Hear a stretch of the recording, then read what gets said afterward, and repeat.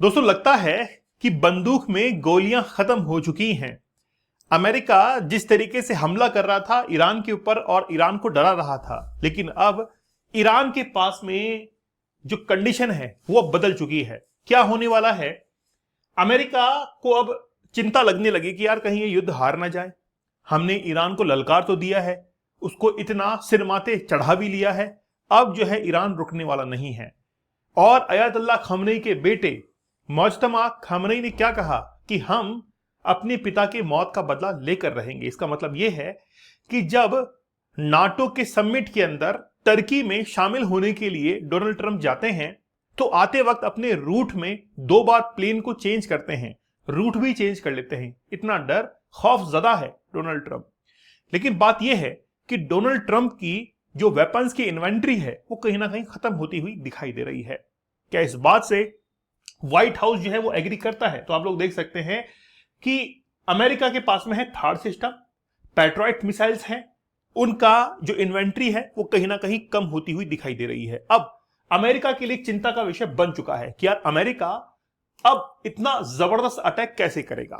देखिए, अमेरिका ने यूक्रेन को हथियार सप्लाई किए, अमेरिका ने पाकिस्तान को हथियार सप्लाई किए, लेकिन खुद के बारे में नहीं सोचा, केवल पैसा बनाने के बारे में सोचा। आप मुझे बताइए कि केवल 452 मिसाइल्स अमेरिका के पास में बची हैं जो कि थर्ड सिस्टम में काम में आ सकती हैं, और 452 मिसाइलों से क्या ही होता है। तो अमेरिका की इन्वेंट्री इतनी कम हो चुकी है, इसलिए अमेरिका बैकफुट पर बना हुआ है। एक रीजन ये हो सकता है। ठीक है, चलिए तो बड़ा विस्तार से हम लोग बात करते हैं।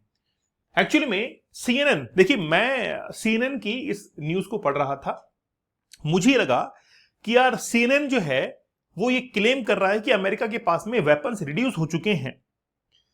तो हर बात से हटकर, हर चश्मे को हटाकर मैंने देखा कि यार मीडिया क्या वाकई में इतना मजबूत है या मजबूत दिखाया जा रहा है। क्योंकि CNN जो न्यूज चैनल है, जो न्यूज एजेंसी है, क्या वाकई में इसको ये न्यूज पब्लिश करने के लिए विवश किया गया कि आप ये न्यूज पब्लिश कर लिए, या फिर स्पीच ऑफ फ्रीडम के तहत CNN ने वाकई में जो है दमदार न्यूज पब्लिश की? क्योंकि अमेरिका में रहते हुए अमेरिका के खिलाफ, अमेरिका के बारे में इतनी बारीक बात को पब्लिश करना और वो भी न्यूज़पेपर में पॉसिबल नहीं है। हिम्मत चाहिए इसके लिए। अगर वाकई में ये न्यूज सही है ना, जो कि CNN ने क्लेम किया है, तो मैं कहूंगा कि यार वाकई में न्यूज रिपोर्टिंग जो है जबरदस्त हो रही है। और अगर किसी दबाव में किया है तो फिर वो दिक्कत है। ओके, की missile inventories have been heavily reduced following months of military operation linked to the conflict with Iran। अभी जो है जैसे ये अटैक जो चल रहा है, इसमें बहुत सी मिसाइल्स जो है वो डाउन हो चुकी हैं, काफी ज्यादा खपत जो है उन्होंने कर ली है, खत्म जो है मिसाइल्स हो रही हैं। इसमें मोस्ट इंपोर्टेंट है एयर डिफेंस सिस्टम। जैसे रशिया का आप देखिए S-400 है, S-300 है, S-500 है, ये सब क्या है? एयर डिफेंस सिस्टम है। इंडिया के पास में आकाश तीर है, आकाश एयर डिफेंस सिस्टम है। पाकिस्तान के पास में भी अपना है, मतलब चाइना से परचेज किया हुआ है। टर्की के पास में भी रशिया से परचेज किया हुआ है। मतलब हर किसी देश के पास में, इजराइल का देखिए आयरन डॉम, वो भी एयर डिफेंस सिस्टम है, जबरदस्त। जिस समय हमास ने अटैक किए थे उस समय आयरन डॉम ने वाकई में एक मिसाइल कायम की थी। पूरी दुनिया ने देखा कि किस तरीके से इजराइल का Iron Dome air defence system जो है वो काम कर रहा है। और इस बात के पीछे पूरी दुनिया लग गई फिर क्या हमको भी करना है। ऑपरेशन सिंदूर के अंदर जो हमारा एयर डिफेंस सिस्टम था उसने काम किया था, आकाश तीर ने, यहां तक कि पाकिस्तान के ड्रोन्स मिसाइल्स को इंटरसेप्ट करके उनको हवा के अंदर उड़ाया था। तो एयर डिफेंस सिस्टम बहुत ज्यादा जरूरी होता है किसी भी देश की सुरक्षा के लिए, क्योंकि हमला करने से ज्यादा अच्छा है डिफेंसिव होना। आज अगर 2 लोगों के बीच में फाइट होती है तो फाइट में सिखाया जाता है कि डिफेंसिव होना है, ना कि अग्रेसिव। अटैक पोजीशन में तब आना है जब अगला जो है वो बहुत डाउनफॉल पर जा रहा हो, या फिर वो मौका दे अटैक करने का, तब अटैक करना है। हमेशा अटैकिंग कंडीशन में नहीं, डिफेंसिव कंडीशन में भी आना चाहिए। तो ये जो एयर डिफेंस सिस्टम है, ये एक्चुअली में चाहे लॉन्ग रेंज मिसाइल्स हो, शॉर्ट रेंज मिसाइल्स हो, उनको इंटरसेप्ट करके उड़ाता है। यह है थर्ड सिस्टम। अब थर्ड के अंदर इसमें मिसाइल जो है वो भरी जाती हैं। अगर मैं आपसे कहूं कि इसमें मिसाइलें भरने के लिए मिसाइलें हैं ही नहीं, कम पड़ रही हैं, तो इस ट्रक वगैरह का क्या करेंगे आप? है ना, इतना तामझाम जो है बना दिया है। थर्ड इसको कहते हैं। मैंने जब यूपीएससी का एग्जाम दिया था ठीक है ना। तो यूपीएससी के एग्जाम में मेंस के अंदर एक बार थार्ड सिस्टम के बारे में पूछा था, इसलिए मुझे थार्ड सिस्टम हमेशा याद रहता है कि ये कैसे काम करता है। ओके, तो जो थार्ड है उसकी फुल फॉर्म है terminal high altitude area defence, ठीक है, an American missile defence system design to intercept and destroy ballistic missiles during their terminal phase. तो ये जो बैलिस्टिक मिसाइल्स है ये बहुत खतरनाक होती हैं। क्रूज मिसाइल्स होती हैं, बैलिस्टिक मिसाइल्स होती हैं। अब ये बैलिस्टिक मिसाइल क्या करती हैं कि ये सबसे पहले अपने एनवायरनमेंट को छोड़कर हवा के अंदर जाती है, अंतरिक्ष में, और फिर वहां से सीधा टारगेट को हिट करते हुए, टारगेट जो है उसको लॉक करते हुए टारगेट को हिट करती हैं। इसमें ग्रेविटेशनल फोर्स जो है वो बहुत जबरदस्त तरीके से काम करता है, स्पीड जो है जस्ट डबल हो जाती है और आकर क्या करता है उसको हिट करता है। तो ये होती है बैलिस्टिक मिसाइल्स। इनको इंटरसेप्ट करना आसान होता है, रडार इनको पकड़ सकता है, लेकिन ये क्या करती हैं, इतना जबरदस्त, इतना तेज गति से आती हैं कि मौका ही नहीं मिलता है। उसके बाद में क्रूज मिसाइल्स होती हैं। तो क्रूज मिसाइल जो कि सरफेस से पैरेलल चलती हैं इस तरीके से। अब ये क्रूज मिसाइल रडार के पकड़ में नहीं आती हैं, ये अपने टारगेट का पीछा भी कर सकती हैं, लेकिन ये क्या करती हैं कि बहुत नीचे लो एल्टीट्यूड पर उड़ती हैं, जिससे रडार मान लीजिए कि यहां पर ऊपर सर्च कर रहा है और ये मिसाइल नीचे से उड़ रही है, तो उसको इंटरसेप्ट करना बड़ा मुश्किल होता है। तो क्रूज मिसाइल जो है इंटरसेप्ट करना बड़ा मुश्किल होता है कि बैलिस्टिक मिसाइल्स को इजीली जो है क्या कर सकते हैं, इंटरसेप्ट कर सकते हैं। तो ये जो थर्ड है, 80% of the US inventory of terminal high altitude area defence interceptors has been used. मतलब लगभग थर्ड सिस्टम जो है उसका 80% यूज ऑलरेडी अमेरिका ने जो है वो कर लिया है।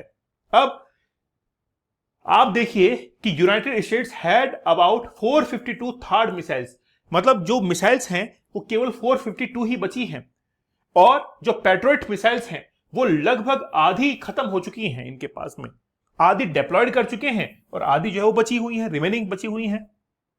तो ये सब ज्यादा चिंता का विषय है। कल को यही मिसाइल्स अगर खत्म होती है तो ईरान के लिए बहुत इजी होगा अमेरिका के ऊपर अटैक करना, क्योंकि यहां पर एयर डिफेंस सिस्टम खत्म हो चुका है। क्योंकि सीधा 1-to-1 इंटरेक्ट करना या 1-to-1 जो है फाइट करना वो बड़ा मुश्किल होगा अमेरिका के लिए, क्योंकि ईरान भी अपने मिसाइल्स को वहां पर लॉन्च करेगा तो वहां पर एयर डिफेंस सिस्टम नहीं होगा, तो इजीली वो अमेरिका को हिट कर पाएंगी।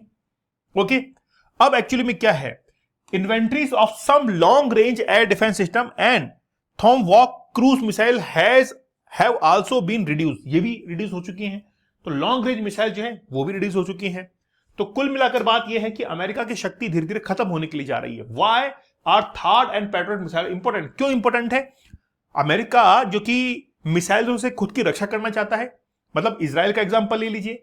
अगर आज इजराइल के पास में आयरन डोम सिस्टम नहीं होता, एयर डिफेंस सिस्टम नहीं होता, तो इजराइल का नामो निशान मिट चुका होता, हमास ही खत्म कर देता उसको। तो आप आयरन डोम को देखिए, ईरान ने जब अटैक किया तो आयरन डोम ने तो बचाया उसको, और किसने बचाया? और कुछ भी नहीं था उसके पास में, आयरन डोम ने बचा लिया।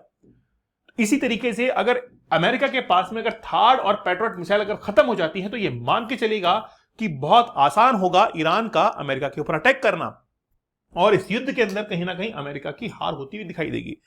लेकिन जब यह बात पूछी गई पेंटागन से कि बताओ ये क्या सीएनएन ने रिपोर्ट की सही है क्या, तो रिजेक्ट कर दिया क्लेम को। पेंटागन ने रिजेक्ट किया उस क्लेम को कि हमारे पास में कोई भी मिसाइल की शॉर्टेज नहीं है, और इसको जो है बाकायदा न्यूज चैनल्स के ऊपर भी पब्लिश कर दिया गया कि हमारे पास में ऐसी कोई भी शॉर्टेज जो है वो दिखाई नहीं पड़ रही है। लेकिन अब बात करते हैं कि एक्चुअल कंडीशन क्या है। देखिए, रशिया और यूक्रेन की वॉर के अंदर अमेरिका ने यूरोपियन कंट्रीज को वेपन सप्लाई किए थे, और उन यूरोपियन कंट्रीज ने यूक्रेन को सप्लाई कर दिए। ठीक है, जैसे फ्रांस है मान लीजिए, तो फ्रांस क्या करेगा, प्रोक्योरमेंट करेगा अमेरिका से, और ये दिखाएगा कि देखो फ्रांस ने हथियार खरीदे हैं, लेकिन फ्रांस उन्हीं हथियारों को मॉडिफाई करके बेच देता है यूक्रेन के पास में, क्योंकि उसको पैसे बनाने हैं। तो अमेरिका ने सारा हथियार जो है सप्लाई कर दिया है, खुद के पास में इन्वेंट्री बहुत कम बची है। तो कुल मिलाकर बात यह है कि अमेरिका अगर अटैक करना होता तो वो कर चुका होता। अब उसके पास में केवल एकमात्र चारा बचा है, और वो है न्यूक्लियर बॉम्ब। उसका वो अटैक करे, खुद को साबित करे। तो अमेरिका अभी द्वंद्व के अंदर है कि यार मिसाइल्स को किस तरीके से यूज करें हम लोग, जो हमारे पास में मिसाइल्स बची हुई हैं, है ना। अब देखिए, ईरान की बात करें, 2012 में ईरान ने अंडरग्राउंड मिसाइल सिस्टम को बनाने का पूरा एक मैन्युफैक्चरिंग यूनिट लगा रखी थी, और ईरान ने बेसमेंट्स के अंदर मिसाइल्स को बनाना शुरू कर दिया था। जिस समय ईरान के ऊपर अमेरिका ने अभी अटैक किया था, B-2 बम्बर वगैरह वहां से अटैक किया, उसके बाद में भी ईरान ने बहुत सी मिसाइल्स बना डाली। तो ईरान का जो मिसाइल मैन्युफैक्चरिंग सिस्टम है वो बड़ा जबरदस्त है, इतना तो जबरदस्त अमेरिका के पास में भी नहीं है। कम टाइम में चाहे छोटी मिसाइल बनाएगा, चाहे रॉकेट, दिवाली का रॉकेट ही बनाएगा, लेकिन बनाएगा जरूर ईरान, वो बनाएगा जरूर। ठीक है, तो अमेरिका जो है वो वाकई में कहीं ना कहीं थोड़ा सा प्रॉब्लमेटिक सिचुएशन में आ चुका है, नहीं तो वो अभी हैवी अटैक कर चुका होता ईरान के ऊपर। वो इस तरीके से अटैक नहीं कर रहा है जो करना चाहिए, जो अमेरिका है वाकई में वैसा अटैक जो है नहीं कर रहा है। इसका मतलब है कि कहीं ना कहीं उसकी इन्वेंट्री खत्म हो रही है, तो अमेरिका बैकफुट पर कहीं ना कहीं लग रहा है। दोस्तों 50 डेज का हार्ड चैलेंज बड़ा जबरदस्त है, आपको इसको जरूर ज्वाइन करना चाहिए। इससे पहले 75 डेज का हार्ड चैलेंज और 100 डेज का हार्ड चैलेंज भी हमने कंप्लीट किया है। दीपक इंदौर ऑफिशियल टेलीग्राम चैनल पर जरूर ज्वाइन कर लीजिएगा। तो मिलते हैं आप लोगों से नेक्स्ट सेशन के अंदर, तब तक धन्यवाद, थैंक यू।